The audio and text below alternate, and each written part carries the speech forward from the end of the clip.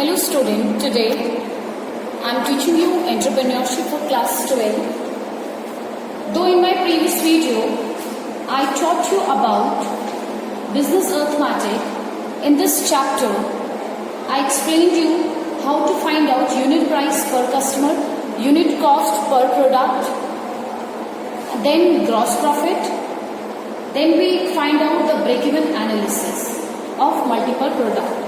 So I told you that while we have to find out the break-even analysis, we have to do 5 steps. So I have given you with an example that questions given. First step, in first step we will find out the contribution margin per unit. Then in second step we would find out the weightage average contribution margin per unit. And in the third step we would find out the break-even point in units of sale mix. Then in fourth step we find out product units at break-even points. Okay. Then in last fifth step we find out the sum break-even point in rupees. Okay. Now after that I explained you about multiple product break-even analysis. In that question, 2 prices and the variable cost has given. One is of alligators and second one is dolphins. Okay. So in my previous video I have done this question half for you. Okay. Now I find out up to the weightage average contribution margin. तो हमने weightage average contribution margin निकाल दिया था जो कि हमारा था 12.90. ठीक है. Now those who continue watching my videos, they will understand very much how we have to calculate break-even analysis in multiple type of products. Okay. So if you want to learn step by step, अगर आपको step by step समझना है तो जो previous मैंने videos बनाई हुई है आप उनको जाकर के YouTube में check करिए. Then you will be understand well. ये जितने भी मैं step पढ़ा रही हूँ ये हर YouTube में जो भी step बन रहा है वो step by step पढ़ाया जा रहा है. तो हमने अपने previous वाले वीडियो में 12.90 ये हमने निकाल दिया था weightage average contribution per unit का. ठीक है. अब हमें निकालना है ब्रेक इवन पॉइंट. इस ब्रेक इवन पॉइंट को निकालने के लिए हम फॉर्मूला लगाएंगे fix cost divided by weightage average contribution, जो हमारा निकल के आया है ये जो हमारी प्रीवियस वीडियो में निकल के आया था last answer. Now fix cost is given in our question. ये मैं क्वेश्चन में दिया हुआ है. ठीक है. 12,000, 12 लाख, 90,000, 12 लाख, 90,000 दिया हुआ है हमें ये fixed cost. We will divide this fixed cost divided by weightage average contribution. तो हमारा निकल के आ जाएगा ब्रेक इवन पॉइंट जो कि कितना निकल के आता है 1 लाख यूनिट्स. ओके.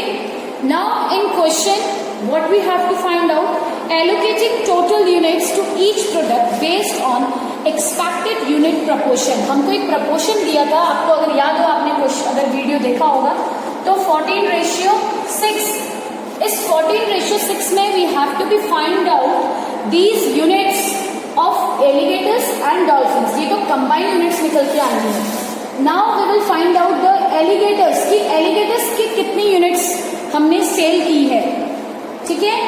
या एलिगेटर का कितना ब्रेक इवन पॉइंट है हम निकाल रहे हैं. Alligator to be produced for break even. तो हम क्या करेंगे 1 lakh multiply by 14/20. Okay. Same for the dolphins 6/20. तो ये निकल के आएगा. अगर हम एलिगेटर्स को देखें तो ये हमारा निकल के आएगा 70,000 यूनिट्स. और अगर हम इसको निकाल के देखें तो ये हमारा आएगा 30,000 यूनिट्स. ओके. तो ये तो हमारी आ गई एलिगेटर्स की और ये आ गई हमारी डॉल्फिन्स की. Now toy craft has to produce, कितना प्रोड्यूस करना है. एलिगेटर्स हमने 70,000 यूनिट्स प्रोड्यूस करना है और डॉल्फिन्स हमने कितने प्रोड्यूस करने हैं 30,000 यूनिट्स प्रोड्यूस करने हैं। तो ये तो हमारा स्टेप ए कंप्लीट हो गया है, जो कि हम निकाल रहे थे ब्रेक इवन पॉइंट या ब्रेक इवन एनालिसिस हम कर रहे थे, ठीक है, मल्टीपल टाइप ऑफ प्रोडक्ट का। तो ये ए स्टेप ऊपर खत्म होता है। Now this is the B step. तो बी स्टेप के लिए हम क्या करेंगे, देखिए, we will write the units हमको अब जो गिवन है यूनिट्स, हमें क्वेश्चन बी के अकॉर्डिंग, क्वेश्चन की हमारी स्टेटमेंट बी में हमको दिया था कि हमें एलिगेटर्स कितने सेल करने हैं, 60,000। तो 60,000 हमारे एलिगेटर्स है और डॉल्फिन्स है हमारी, डॉल्फिन्स हमें दे रखी है 1,40,000, 1,40,000। Okay, so total is 20 lakh. Okay, total हमारा हो गया 20 lakh. Now sale price per unit, sales price per unit, ये हमको दिया हुआ है क्वेश्चन में। जिन्होंने वीडियोस देखा होगा उनको बेटर समझ में आएगा, मैं कई बार आपको रिपीट कर चुकी हूँ, ठीक है। तो हम अब लिखेंगे यूनिट एलिगेटर्स हमें 60,000 दिया है, डॉल्फिन्स हमें 1,40,000 दिया हुआ है, टोटल हमने निकाल दिया 20 lakh. Now selling price per unit, ये भी हमको क्वेश्चन में गिवन था। तो ये हमारा जो एलिगेटर्स हैं उसका दिया था ₹20 और डॉल्फिन्स का दिया है ₹25। नेक्स्ट वेरिएबल कॉस्ट की अगर हम बात करें, ये भी हमें पर यूनिट में दिया हुआ है, पर यूनिट। डॉल्फिन्स हमें नहीं, एलिगेटर्स हमको दे रखी हैं ₹8 एंड डॉल्फिन्स दे रखे हैं ₹10, ठीक है। तो वही फॉर्मूला लगाएंगे जो हमने स्टेप फर्स्ट में किया है, ठीक है। We will first find out the sales. तो सेल्स निकालने के लिए we will multiply these two and for variable cost निकालने के लिए we will multiply these two। Okay, तो यहां पे हम लिख लेते हैं वेरिएबल कॉस्ट। तो हमारी वेरिएबल कॉस्ट निकल के आ जाएगी, ये हमारा आ जाएगा सेल। तो सेल को हम ए कर देते हैं, वेरिएबल कॉस्ट को हम बी कर देते हैं, ठीक है। इसको हम पूरा लिख लेते हैं, अदरवाइज हमें ये कंफ्यूजन क्रिएट करेगा। एलिगेटर्स और ये हो गई डॉल्फिन्स, ठीक है।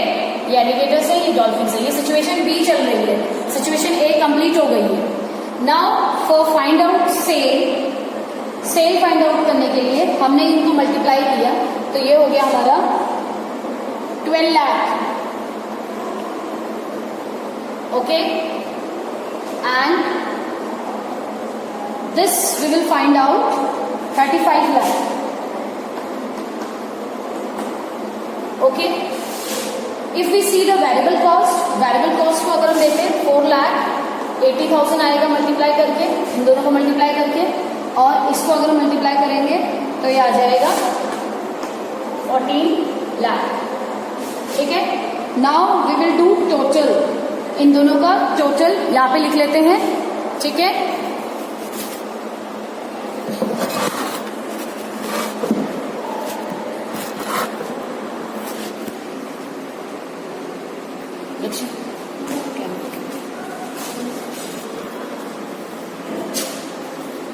ओके, तो we will write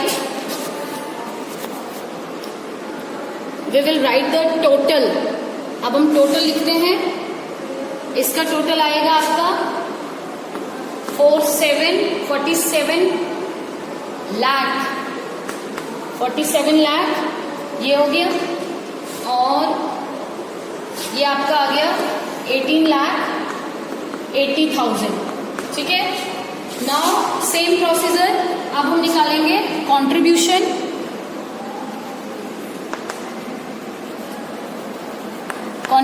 मार्जिन। तो कंट्रीब्यूशन मार्जिन हम वही सेम उसी प्रोसेस से करेंगे, A - B, ठीक है। A माइनस बी हम निकालेंगे, तो A माइनस बी अगर हम करते हैं, A सिचुएशन में हमको दे रखी है सेल और B सिचुएशन में दे रखा है वेरिएबल कॉस्ट, ठीक है। तो if we find out A, इन दोनों को अगर हम माइनस करेंगे तो ये हमारा निकल के आएगा ₹20,000 और डॉल्फिन्स हमारे निकल के आएंगे 21 लाख, ठीक है। और अगर हम इसका टोटल करते हैं तो ये आ जाएगा 28,20,000, ठीक है। Now in next step we will less fixed cost,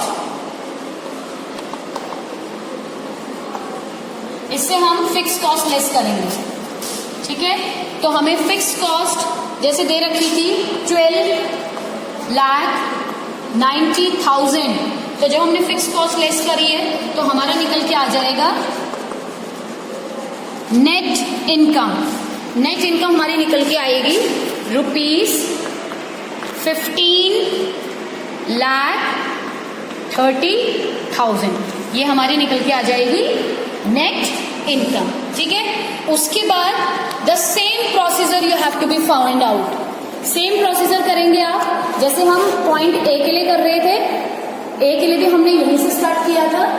अब जो हम सेकेंड, आपको मैंने नेट इनकम तक निकाल के दिखा दिया है।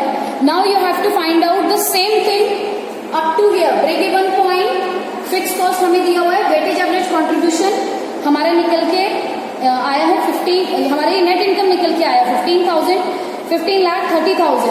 अब वेटेज एवरेज कॉन्ट्रीब्यूशन हमारा जो था टोटल, जिसको हम कॉन्ट्रीब्यूशन मार्जिन ए बी कह रहे थे, जो कि हमारा आया हुआ है 28,20,000, ये निकल के आया, देखिए कॉन्ट्रीब्यूशन ए बी, ये हमारा निकल के आया है। ये जब आप फॉर्मूला लगाएंगे यहाँ पे तो लिखेंगे फिक्स कॉस्ट, जो कि हमें क्वेश्चन में गिवन हुई है, ठीक है। और उसके बाद डिवाइडेड बाय जो हमें निकालना है वो हम निकालेंगे वेटेज कंट्रीब्यूशन, जो हमारा ये निकल के आया है, डिवाइडेड बाय टोटल यूनिट्स। तो टोटल यूनिट्स हमारी ये है, समझ में आ रहा है। तो अगर हम इसको करके देखते हैं तो ये निकल के आएगा 28,20,000 डिवाइडेड बाय 20 लाख, तो ये हमारा कितना निकल के आता है, ये हमारा निकल के आता है ₹14.10, ठीक है। ये जो हमारा निकल के आया है, ये निकल के आया है वेटेज एवरेज कंट्रीब्यूशन मार्जिन, ठीक है। अब वेटेज एवरेज कंट्रीब्यूशन मार्जिन हमें यहां चाहिए। अब हम इसका ब्रेक इवन पॉइंट निकाल सकते हैं, जैसे कि मैंने ए का निकाला है उसी तरह आप बी का भी निकालेंगे। मैंने आपको ये निकाल के दे दिया है, वेटेज एवरेज कंट्रीब्यूशन निकाल के दे दिया है, जो आया 14.10, ठीक है। Now you have to be write out the fix cost. Fix cost same यही लिखेंगे, लेकिन यहाँ पे हम कर लेंगे 14.10। उसके बाद ये सेम प्रोसीजर ऐसी रहेगी जैसे हमने ए के लिए किया, यहाँ से बी स्टार्ट हुआ था, ठीक है। तो ऐसे ये क्वेश्चन करेंगे, this question will complete, okay. So thank you and have a nice day.